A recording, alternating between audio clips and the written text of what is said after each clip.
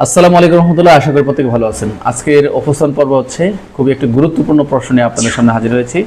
খুবই এই প্রশ্নটি বিগত 1991 সাল থেকে 2000 সাল পর্যন্ত অনেকবার এসেছিল এবং 2001 সাল থেকে 2025-এর মধ্যে একাধিকবার এসেছিল।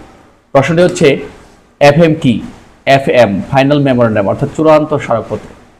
এই চূড়ান্ত স্মারকপত্র কি বা এফএম পাওয়ার পর করণীয় কি, অথবা এফএম পাওয়ার পর পুলিশ সুপার, সহকারী পুলিশ সুপার অথবা থানা অফিসার ইনচার্জের করণীয় কি, অথবা এও আসতে পারে এফএম পাওয়ার পর থানার অফিসার ইনচার্জ করণীয় কি, অথবা সহকারী পার্টও আসতে পারে, যে কোনো একটা চাইতে পারে। তাহলে আমরা দেখি আজকে যে এফএমটা কি।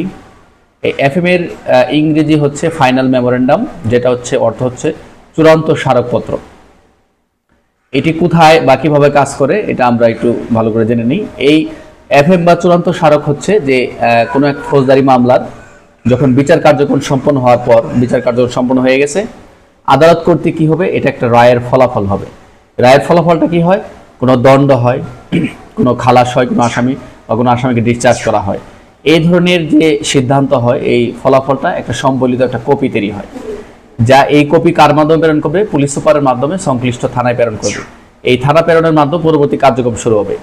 এই পুলিশ অফিসে পাওয়ার পর কি করবেন, থানায় পাঠানো থানা অফিসার ইনচার্জ কি করবেন, তারপরে সার্কেল অফিসে প্রেরণ করার পর সার্কেল অফিস কি করবেন, এই ধরনের কার্যক্রমের কথা বলা রয়েছে। তাহলে আমরা যদি এটাকে সহজভাবে বলতে পারি যে এফএম বা চূড়ান্ত স্মারক হলো কোনো ফৌজদারি মামলা যখন কোনো বিচার কার্যক্রম সম্পন্ন হওয়ার পর আদালত কর্তৃক কোনো রায়ের ফলাফল, দণ্ড, খালাস বা ডিসচার্জ সম্বলিত একটা কপি, যা পুলিশ সুপারের মাধ্যমে সংশ্লিষ্ট থানা প্রেরণ করা হয়। এটি পিআরবি 445 বিধি অনুযায়ী ব্যবস্থা গ্রহণ করা হয় বা ব্যবস্থাপিত হয়।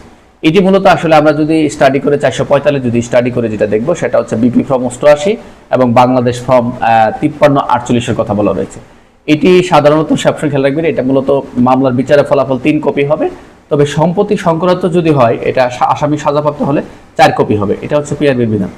তবে মূল কপি অবশ্যই পুলিশ সুপারের নিকট প্রেরণ করতে হবে, এবং আসামি যদি কোনোভাবে ডিসচার্জ বা খালাস হয়ে যায়, তো এফএম উপর তা লিখতে হবে। এফএম যখন করা হয়, একটা এফএম ফর্ম রয়েছে, সেই এফএম এর প্রতিটা কলামে লেখা থাকে এই মামলার ফলাফলটা কি হলো।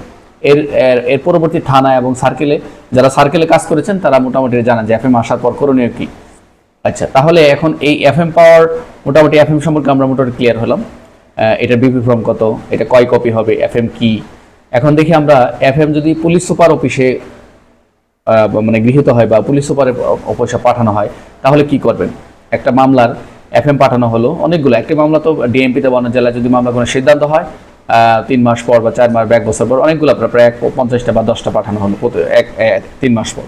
তো এই মামলা যখন এফএম পাবে পুলিশ সুপার, তখন কি করে মামলার ফলাফলটা তিনি বিশ্লেষণ করবেন। তিনি প্রথম কি করে, যে মামলাটা কি সাজা হয়েছে না দণ্ড হয় না বা খালাস হয়েছে, তিনি কি করে ফলাফলটা বিশ্লেষণ করবেন। এরপর কি করবেন? অভিযুক্তের বিরুদ্ধে যারা অভিযুক্ত হয়েছে, অ্যাকোস্টেড হয়েছিলেন, ভবিষ্যতে তাদেরকে নজরদারি রাখা হবে কিনা। যেমন আমাদের হিস্ট্রি শিট রয়েছে, এই হিস্ট্রি শিট নজরদারি তালিকা আমরা জানি, আমরা এগুলো সামনে পড়বো, এদের ইত্যাদি এই সকল বিষয় কি প্রয়োজন আছে কিনা তা কিন্তু নির্ধারণ করবেন পুলিশ সুপার। এটা একটা বিষয়। আরেকটা বিষয় হচ্ছে, প্রয়োজন হলে তিনি যদি কোনো মামলা যদি সাজা কম হয়, সেই ক্ষেত্রে আপিল বা রিভিউ যদি প্রয়োজন করা নির্দেশ দেবেন পিপিকে। এখানে আমরা ফৌজদারি কার্যবিধি আমরা জানি যে ফৌজদারি কার্য 417 ক অনুযায়ী সেটা ব্যবস্থা নেওয়া হবে। তাহলে আমরা পুলিশ সুপার এফএম পাওয়ার পর কি করবেন? 1 নম্বর করবেন যে মামলার ফলাফল বিশ্লেষণ করবেন। 2 নম্বর হচ্ছে যে অভিযুক্তের ভবিষ্যৎ যেটা নজরদারি, যেমন হিস্ট্রি শিট, নজরদারি তালিকা করবেন এবং নজরদারির প্রয়োজন আছে কিনা সেটা তিনি নির্ধারণ করবেন। আরটা হলে প্রয়োজন হলে তিনি পিপির মাধ্যমে আপিল রিভিউ করতে পারেন, সেটা হলো ফৌজদারি কার্য 417 ক অনুযায়ী। এটা হচ্ছে পুলিশ সুপার স্যারের অফিসে, পুলিশ সুপার অফিসে এই কার্যক্রমগুলো পরিচালনা করে। এখন দেখি আমরা সার্কেল অফিস। সার্কেল অফিসে কি কি কার্যক্রম করবেন? সার্কেল অফিসে যেটা করবেন সেটা হচ্ছে মামলার তদন্ত, বিচার ফলাফল তিনি কিন্তু পর্যালোচনা, উনিও কিন্তু পর্যালোচনা করবেন সার্কেল অফিস এএসপি। তারপর কোনো ত্রুটি বা কোনো বিচ্যুতি রয়েছে কিনা, পুলিশের ব্যর্থতা আছে কিনা, সেগুলো কিন্তু তিনি যাচাই করবেন। এটা একটা বিষয়। আরেকটা বিষয় হচ্ছে যে মামলা যেটা খালাসপ্রাপ্ত, একুইটাল যদি হয় বা মামলার কোনো খালাসপ্রাপ্ত কোনো হয়ে থাকলে সেটা কোর্টের মাধ্যমে ব্রিফ বা তদন্তে কোনো ঘাটতি ছিল কিনা তাও কিন্তু বিশ্লেষণ করবে। তবে আরেকটা বিষয় হচ্ছে যে প্রয়োজন হলে তিনি অবশ্যই পুলিশ সুপার মহোদয়কে অবশ্যই রিপোর্ট করবেন, এবং যদি এতে কোনো তদন্তকারী কর্মকর্তা ব্যর্থ থাকে তিনি কি বলতে ওই তদন্তকারী কর্মকর্তা বিভাগের ব্যবস্থা গ্রহণ সহায়তা করবেন।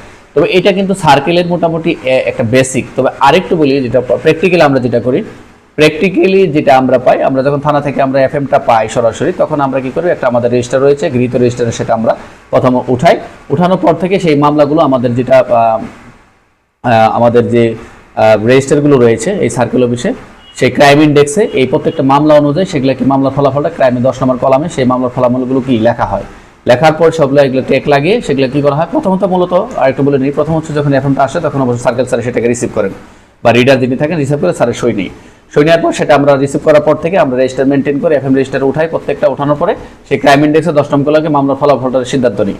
সেটা ট্যাগ লাগিয়ে পরে আবার সার্কেল স্যারের প্রত্যেকটা কি নিই, সই নিই। সই নেওয়ার পর সেগুলো পরবর্তীতে প্রত্যেকটা ডকেট বের করে মামলার এই যে প্রত্যেকটা যে প্রায় 10 থেকে 15টা কলাম থাকে এই মামলার জিস্ট অনুযায়ী, মামলার ফলাফল কি, মামলার নাম্বার কত, মামলা তারিখ কত, বাদীর নাম, মামলার ফলাফল কি, এরকম কয়েকটা কলাম পূরণ করে পরবর্তীতে আমরা কি করি, এই ডকেটগুলো সম্পূর্ণ যেগুলো ডিসিশন হলো বা মামলা এফএম হলো এগুলো আবার পরবর্তী কোথায় প্রেরণ করি, পরবর্তী সিদ্ধান্তের জন্য আমরা, বা পরবর্তী ধ্বংস বা সিদ্ধান্তের জন্য আমরা পুলিশ সুপার প্রেরণ করি। এটা হচ্ছে আমাদের মূল কথা।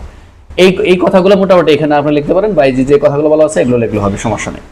এখন দেখবো হচ্ছে মামলার এই যদি অফিসার ইনচার্জ, অর্থাৎ এই এফএম হলে থানা অফিসার বা অফিসার ইনচার্জে করুন কি, অফিসার ইনচার্জ কি করবেন, অবশ্যই এফএম রিসিপ্ট করবেন এবং রেজিস্টার এন্ট্রি করবেন, জিডিতে নোট দিবেন এবং সংশ্লিষ্ট ডকেট সেখানে সংশ্লিষ্ট ডকেটে সংযুক্ত করবেন বলা রয়েছে, এবং খতিয়ান বা রেকর্ডগুলো রয়েছে সেগুলোতে হালনাগাদ করবেন, এগুলো বলা রয়েছে। এবং জিডিতে মামলা রায়ের সারাংশগুলো লিখবে, এটা যে এই এফএমই পাওয়া গেছে, এবং সংশ্লিষ্ট রেজিস্টার সাজা হয়েছে না, খালাস হয়েছে কি না, বেসিএমবি হালাল, এই যে আমরা যে খতিয়ান রেজিস্টারগুলো রয়েছে, আবার এফএম রেজিস্টার রয়েছে, থানা কিন্তু এফএম রেজিস্টার রয়েছে, একজন সাব ইন্সপেক্টরে মেনটেন করেন, দেখবেন সাব ইন্সপেক্টর রয়েছেন তিনি এটা মেনটেন করেন, এবং এই অনেকগুলো কলাম রয়েছে, প্রত্যেকটা কলামে সুন্দর করে তিনি লাল কালি কালো কালির যে ব্যাপারগুলো ওগুলোতে মেনটেন করেন, এবং প্রয়োজনে কি করুন এই ডকুমেন্টগুলো পুলিশ সেবার মাধ্যমে কি করবে, সংরক্ষণ করা হবে। এই ছিল মোটামুটি আমাদের এই কার্যক্রম। মোটামুটি সবই অফিসার ইনচার্জও কিছু কার্যক্রম রয়েছে, এরপর হচ্ছে পুলিশ সুপার রয়েছে, সার্কেল অফিসে, মোটামুটি 3 অফিসে মোটামুটি কার্যক্রম রয়েছে। তো আশা করি আজকের যে প্রশ্নের যে প্রশ্নটি যে এফএম কি, এফএম পাওয়ার পর যে করণীয় আপনারা দেখলেন, তো আশা করি এই প্রশ্নটা যদি আসে যে এফএম কি, এফএম পাওয়ার পর করণীয় কি যদি কি, তাহলে আপনার পুরাটাই লিখবেন এই। আর যদি সরাসরি করে এফএম পাওয়ার পর অফিসার ইনচার্জে করণীয় কি, তাহলে আপনারা ওইভাবে ধারাবাহিকভাবে লিখে যাবেন। তাহলে আমরা আরেকবার একটু এফএমটা কি একটু রিভিশন দিয়ে শেষ করে দিই। তাহলে আমরা এফএমটা কি শিখলাম, এফএম হচ্ছে মামলার চূড়ান্ত স্মারকপত্র, যেটা বাংলায় বললাম, এটা ফাইনাল মেমোরেন্ডাম। এটি হচ্ছে ফৌজদারি মামলার বিচার কার্যক্রম সম্পন্ন হওয়ার পর কি হয়, আদালত কর্তৃক প্রদত্ত রায়ের ফলাফল, যেমন দণ্ড, খালাস, ডিসচার্জ সম্বলিত একটা কপি, যা পুলিশ সুপারের মাধ্যমে এটা সংশ্লিষ্ট থানায় প্রেরণ করা হয়। এটা মূলত থানায় কার্যক্রম থেকে পরবর্তী সার্কেল অফিসে কার্যক্রম পরিচালনা করা হয়। এটি মূলত পিআরবি 445 অনুযায়ী এটি ব্যবস্থাপিত হয়। তো আশা করি খুব সহজে আপনারা এটি বুঝতে পেরেছেন। আজকে আলোচনা এই পর্যন্তই। প্রতি ভালো থাকবেন। আসসালামু আলাইকুম।